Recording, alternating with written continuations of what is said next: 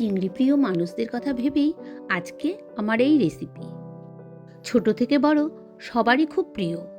অনুষ্ঠান বাড়িতে আমরা অনেকেই এটা খেয়ে থাকি, কিন্তু বাড়িতে আমরা কি করে বানাবো সেটাই আজ তোমাদের দেখাবো। তাহলে বন্ধুরা, আজকে তোমাদের জন্য পরিবেশন করছি গোল্ডেন প্রন ফ্রাই।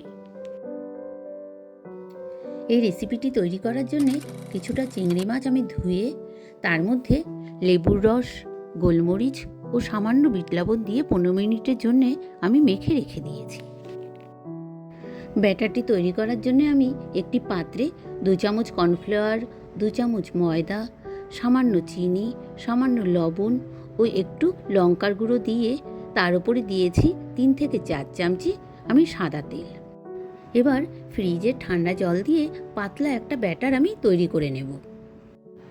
এবার কড়াইতে বেশ খানিকটা সাদা তেল গরম করতে বসিয়ে দিয়েছি, আর অন্যদিকে আমি একটা পাত্রে ময়দার সঙ্গে চিংড়ি মাছগুলো কোট করে আমি একটা পাত্রে তুলে রেখেছি।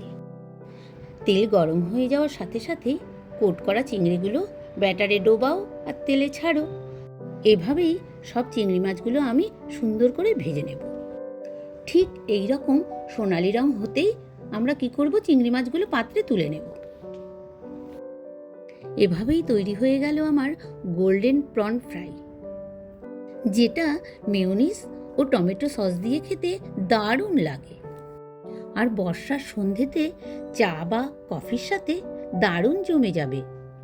যদি তোমাদের এই রেসিপিটি ভালো লেগে থাকে তাহলে লাইক, শেয়ার ও কমেন্ট করে জানিও।